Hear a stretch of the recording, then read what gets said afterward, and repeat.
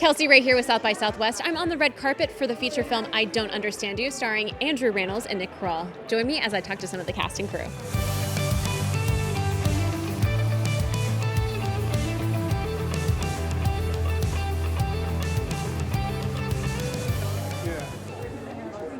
Too close, Andrew. Too close. You see it? I appreciate it. You guys ready? Okay. I'm with Andrew Rannells, cast of I Don't Understand You. Tell me a little bit about your character. Well, I play half of a couple who is very desperately trying to adopt a child. Nick Kroll plays my husband.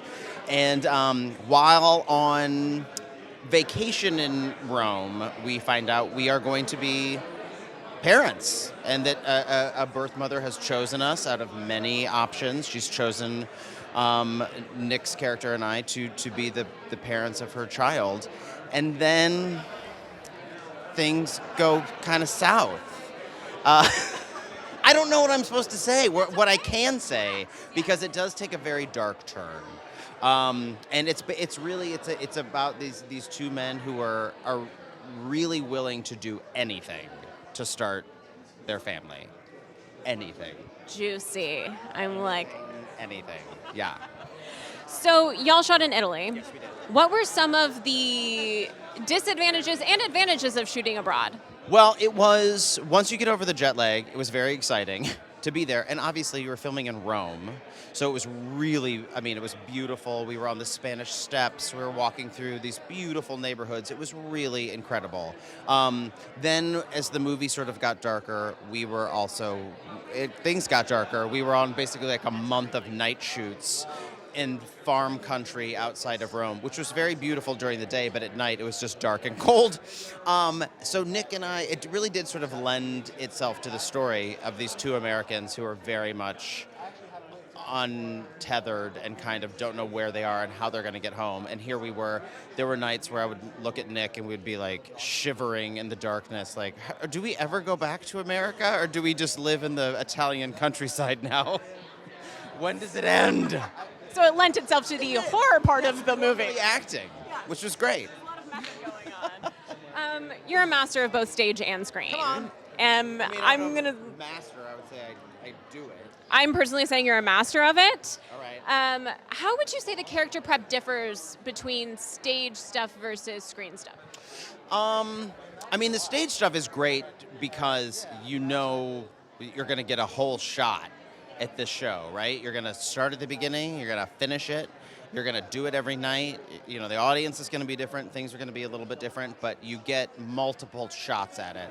And the thing that I still struggle with working on film is that you only really get one shot at it. So you might work on a scene for maybe a day, maybe 2 days, but then it's just done.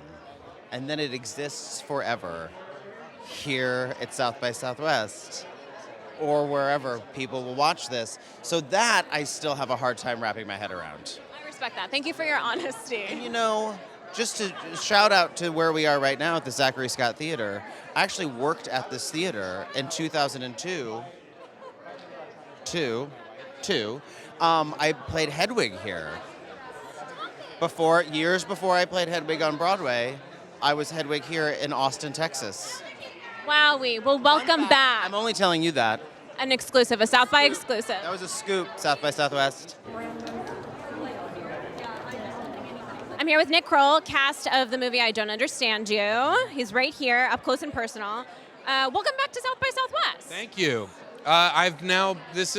It's so weird. I was realizing this year, I've been to this festival many times over the years, to the point where I think they're done with me. I don't think your invitation will ever be revoked. I sure hope not. I'm trying to keep Austin weird, and I feel like it's not weird anymore, and so that's why I'm here.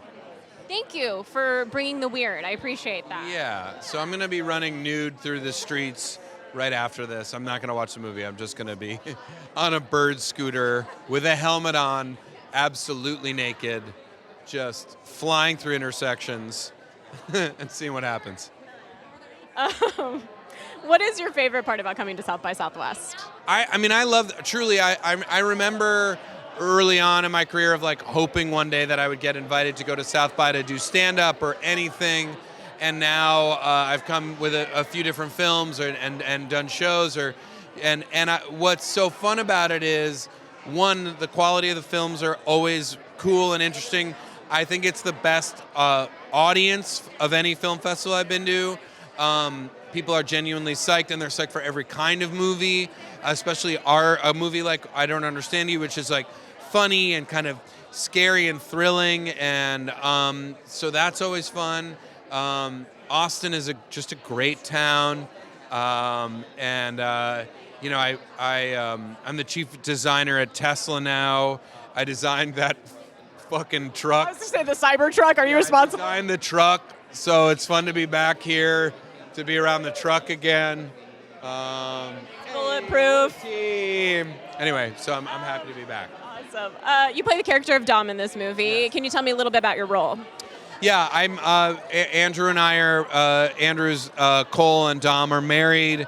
Their marriage is at a bit of a crossroads. They've gone through some challenging times. They've been trying to have a child together for a long time, and they've come to Italy to sort of a bit like save their marriage a little bit, and then insanity ensues. And I think like you know, their relationship is not unlike a lot of people's relationships of like one person is a little more emotional and one person is trying to stay grounded. In reality, both of them are a bit emotional, and both of them need to be each other's like rock and foundation. And you watch that relationship play out in incredibly heightened scenarios through the film. I'm really looking forward to seeing it. What do you love most about working opposite Andrew Rannells?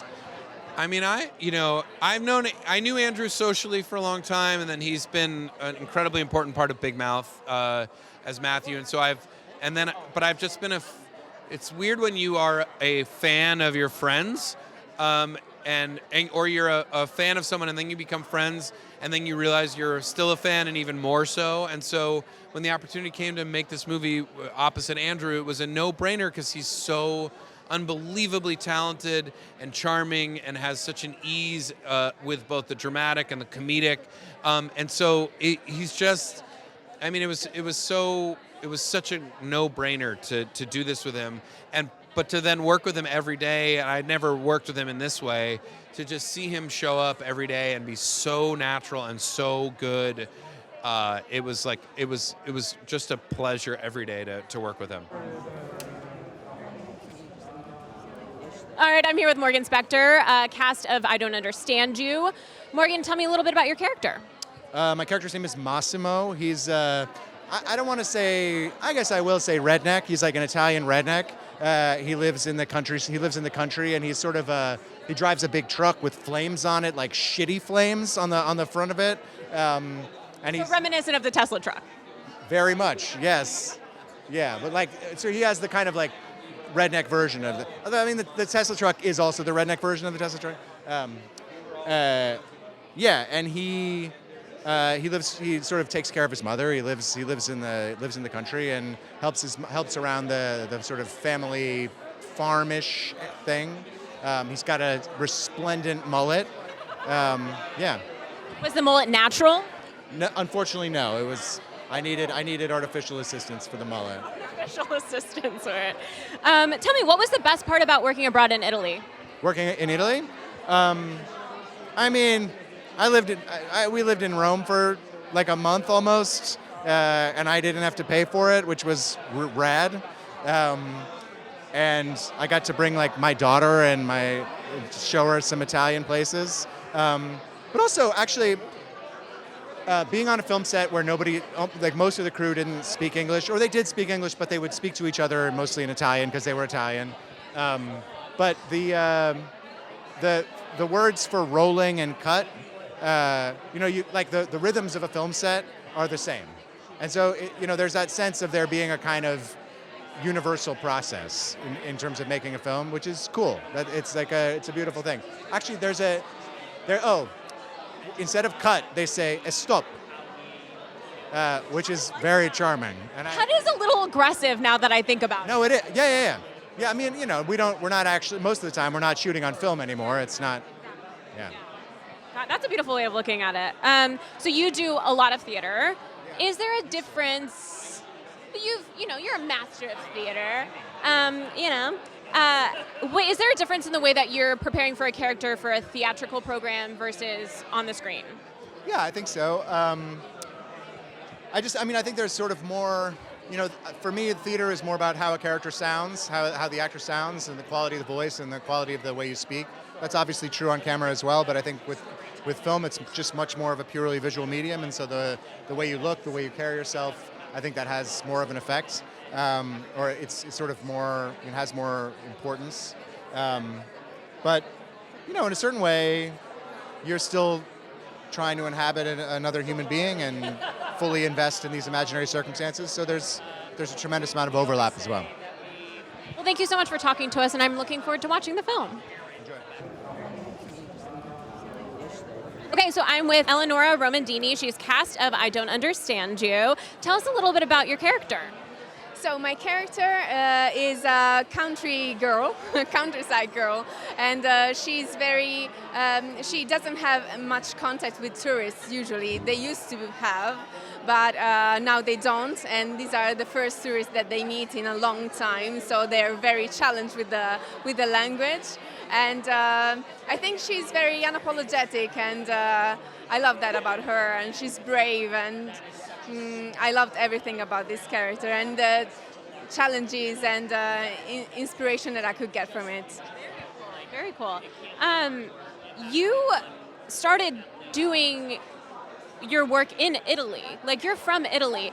Are there any differences in the way that Americans do production versus like Italians? Absolutely. The main thing I would say is silence, because in Italy we don't know their word, and before starting everything is like, please, silence, silenzio, tete. And in America, and with American productions, everything is very different. Also in White Lotus I saw that. And the first days you see the American production that is very silent, and everyone is very quiet and respectful with the actors' work and everybody's work, but then Italian people. And it's very, very funny, and I think everybody has fun, and it's very chatty, but also in a good way. The atmosphere is very good anyways. But yeah, exactly. I like that about Italy too, but also the silence is very good. So Cool. that's main difference. And is this your first time at South by Southwest? Yes, the first time also in Texas. Yeah. First time in Texas. Welcome to Texas. Thank you very much. What are you most excited for being in the Lone Star State? I think seeing this movie, to be honest, yeah, because I haven't seen it yet. Yeah, exactly. Wow. So you're going to be watching the movie along with us for the first time. Yes. Well, thank you so much for talking to us. It was so nice meeting you, and I'm looking forward to seeing your film. Thank you. Me too. Hello. Hi. How are you? I'm loving the fact that everyone's kind of matching today. Like, We didn't even do that on purpose. Sensible I wish we separate. did. Yeah. I like it. Thank you. What's your name? I'm Kelsey. Kelsey, by the nice way. to meet you. Yes, nice to meet you guys. I'm so excited to talk to you. So I'm with Brian Crano and David Craig, the directors of I Don't Understand You. So you have an acting background. Do you feel like that gave you more of an advantage while directing? I think it did. Sure. Yes. I do believe it did. Yeah, no, I go into like, I think in terms of understanding a sort of scheduled timeline and a pragmatic understanding, it did. I think emotionally I did have to tap into something else because I had to understand it in a way that wouldn't be how I would do it. It would be how I would want it to be done. So yeah, I think it was very helpful to have that training and that background to understand how to move forward with it. Sure. And you guys directed this in Italy, abroad.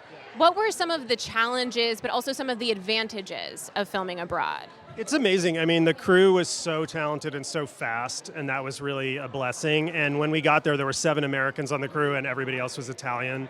And so we realized immediately, like, oh, we're making an Italian movie in English. And so we all tried to like vibe with what their approach was and figure it out and learn from them to see how they did it there. And it was really beneficial and sweet, and everybody was such a great crew, and we wish more of them were here tonight. I mean, we came from it from a place of going like we don't know how to make a movie in Italy, and so allowing us to just be the stupidest person in the room, like in a funny way, but also in a real way, was really like liberating, because it allowed us to just make the movie we wanted to make with the people we wanted to make it with.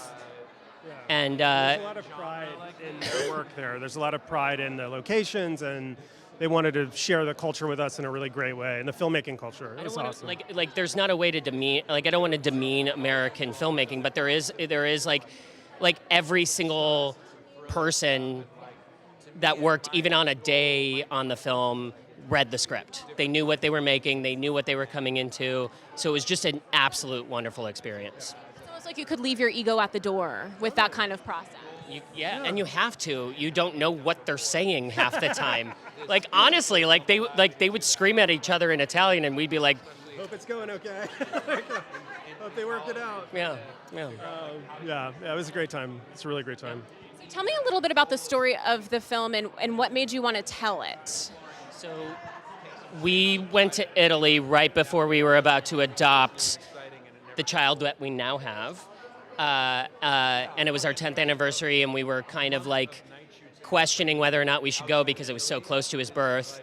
And we did, and we made it a baby moon. And on the night of our actual 10th anniversary, Brian directed me off the side of a road, and we got caught in a ditch, and we wound up there for about 3 or 4 hours until a family came and picked us up and took us back to their house and fed us and gave us foot wine and like beautiful, like it was just a wonderful, wonderful experience. And the whole time, because we didn't understand the language and we didn't understand what they were actually doing to us, as stupid, entitled Americans thought we were in trouble.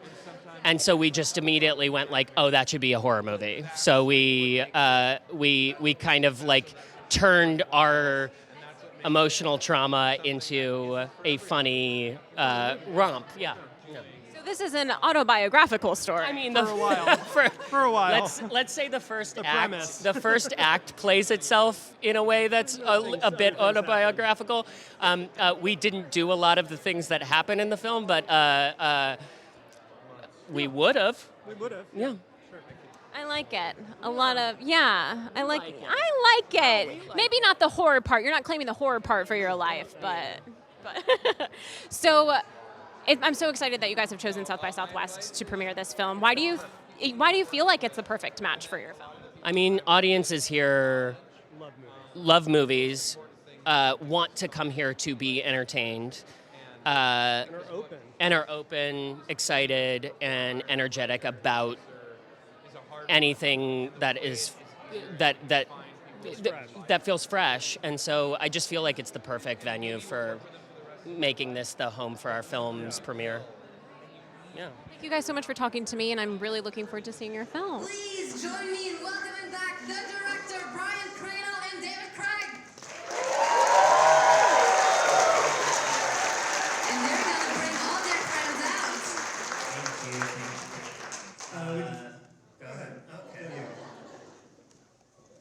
Okay, we'd like to bring out Nick Kroll and Andrew Rannells.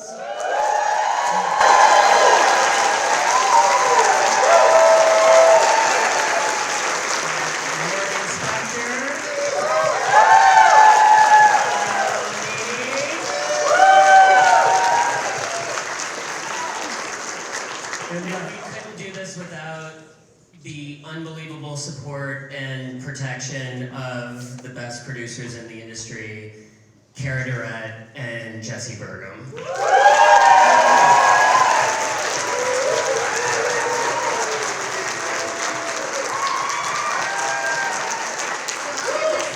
ask a couple of questions and then I'll open it up to you guys. Please raise your hand I have the light in my eyes, so really wave at me, and I'll repeat the question so everyone can hear it. Guys, my first question when I watched the film was, how autobiographical is this? Well, the first act is pretty straightforward. Dave and I went to Italy on our 10th anniversary. We're married. And we were about to have a baby, and we got stuck in a ditch. And then we got really afraid and freaked out that we were going to get killed because we're scared people, generally. And then we told people about it, and they were like, you should make a horror movie about that. And then we did. Yes. And so, was the horror always an element that you were going to put in the film, or did it come later on? I think something that came about while we started thinking about it was that in as a aspect of acquiring a child as a gay couple, you never understand that there could be, pratfalls and horrors and problems. And while we were adopting, we did get scammed in the middle of it by a birth mother before we had the child that we had. And the horror of that didn't come to us until we were writing the film. And that's what ended up becoming like a much more gorier version of things, because it was kind of our It's like it's a metaphor for how you feel when you're about to have a baby. You're terrified and you're freaked out and you're in love with the idea, and you would do anything for your kids. So that's where we were. That's what I said. Well, Andrew and Nick, what were your reactions when you read the screenplay, and was there any pressure playing versions of the directors? I mean, it was all super relatable. It was yes, of course. I mean, it was a little intimidating to do something that was unlike anything Nick and I have done before. We've not really killed a lot of people in films, in real life. But also extremely helpful to have, David and Brian there in front of us every day, and sort of loosely based on these people. And the more time we got to all spend together, I think we learned a lot about your relationship. And it was very helpful. And I think Nick and I sort of strangely fell into movie love very easily. Yes. In the film, in reality, we hated each other, and I feel like it didn't come across on screen. But you couldn't tell at all. Which is nice. I think we, there was so much of their story that was there, and the lengths that, obviously the metaphor being like the lengths that people will go to get their child. And obviously it's highly dramatized here and crazy, but seeing David and Brian and seeing their son in real life now and seeing how much joy he brings them, it kind of does motivate you even more inside of the movie that whatever needs to get done, we will do to get that boy, and knowing Washi and so it made it all sort of throughout this process. It always made it clear what the end goal was. Oh, thank you. I can open it up. So if you guys have a question, please raise your hand. Again, wave, because I really can't see anything. I have one right here. I love your active waving. Thank you. Is there a cut where they get caught? Is there a cut where they get caught? Hell no. Nope. Yeah, and in fact, they're hiding in plain sight right now. Honestly, this is our last day here. That's the lady right there. Amazing that you shot in Italy. Besides the history of your anniversary spent in Italy, do any of you, specifically Mr. Spector, huge fan, do you have any history of speaking Italian? There was a lot of Italy stuff in there, so do any of you have a history of that? Do any of you have a history with Italy as a country? Eleonora. I'm Italian, yes. I'm not, no. I played in Italian in a play once, but I had a much worse accent. Anyone else? Yes, sir, right here. So, I admit that was fantastic. That was the funniest movie. And then my question is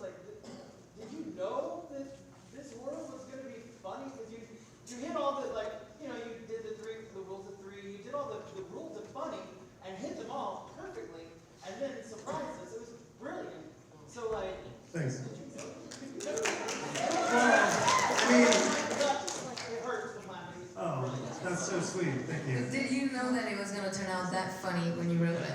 No. I mean, when you hire these guys, like they were so naturally funny as people and such brilliant comedic actors that we had a real sense that we were going to be okay.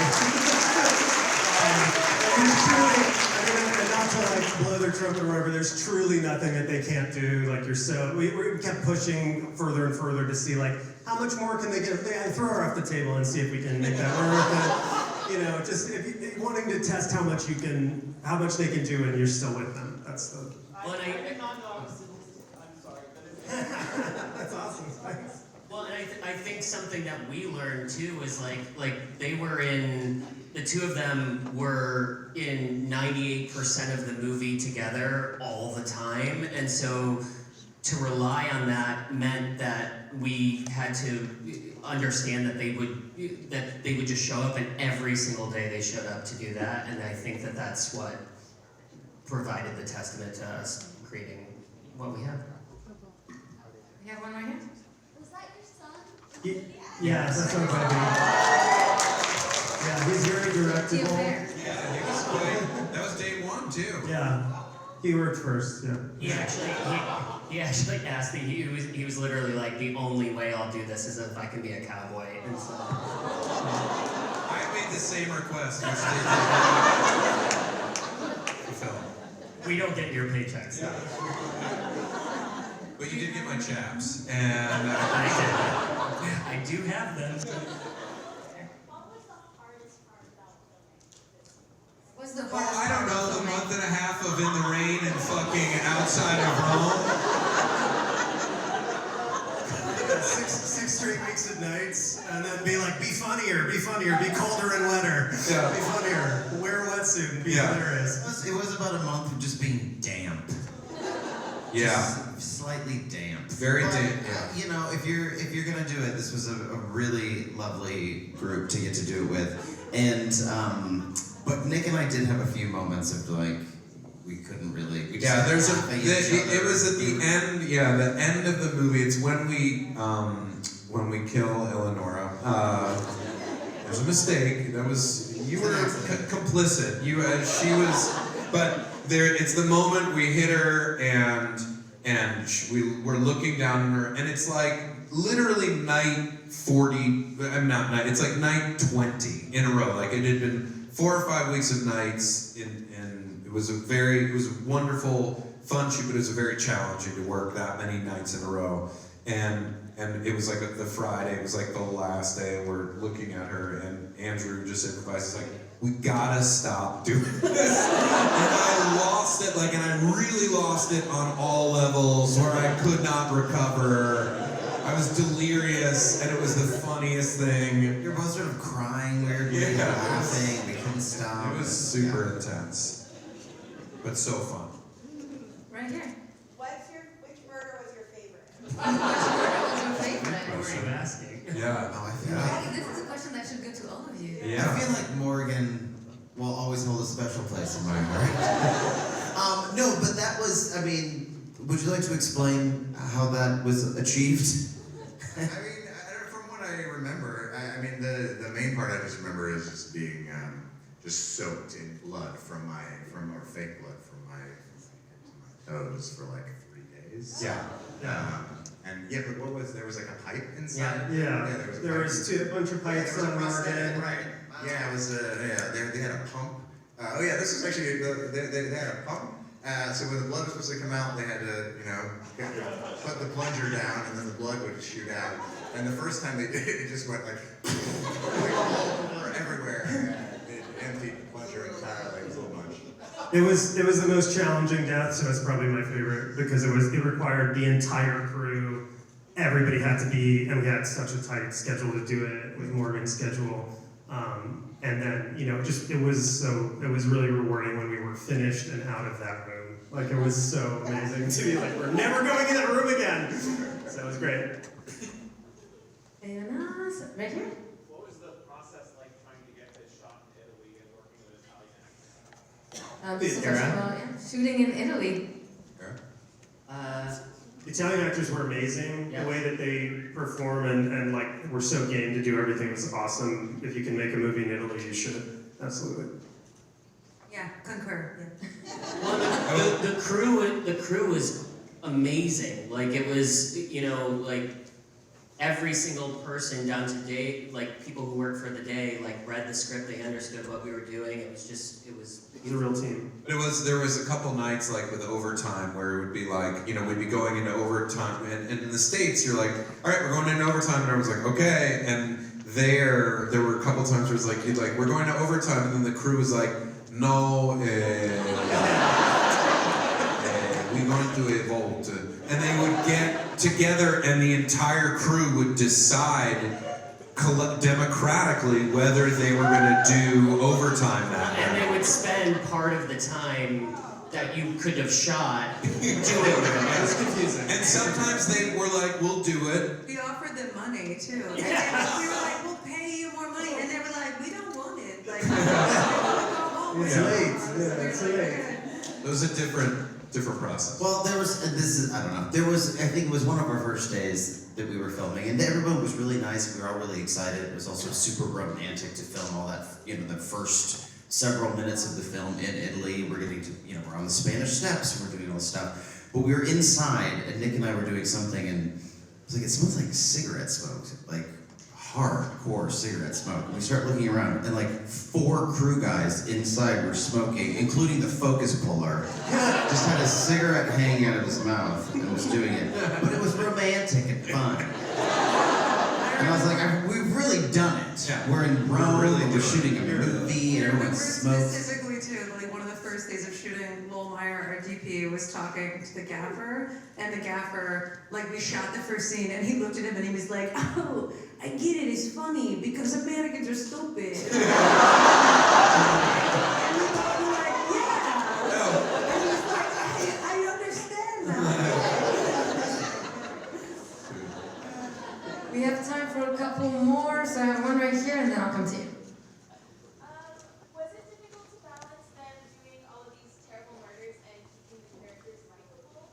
So I was like, oh no, like this is awful, this is a terrible decision, but I so want them to get away with these murders. So this is a question about making the characters likable as they are going on a murder spree. I mean, yeah, that's definitely the challenge of the movie, and of course, like, we wanted to push it as far as we possibly could, and sort of run in both directions, make them as likable as possible, and as unlikable, perhaps, as possible. So yeah, that was the great joy of making the movie, and just sort of testing it out, and it was great to kind of try you out as the audience, or first audience for that tonight, so thanks. And for the last one?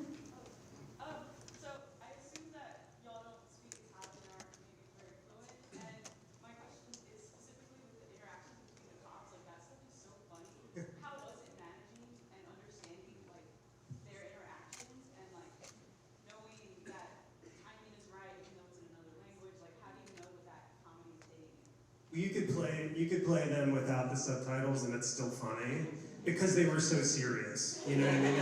They thought they were in like a TV, they thought they were doing Gomorrah, and they hadn't seen anything else that we'd done. And we're like, yes, more of this, more serious. So it was a great time. They were so good, and working across the language barrier, like, provided some, you know, genuine comedy, just, you know, naturally. So it was great. I loved it. Do it, please do it. Make a movie in Italy. It's the best. Well, on that note, for the Italian embassy, clap.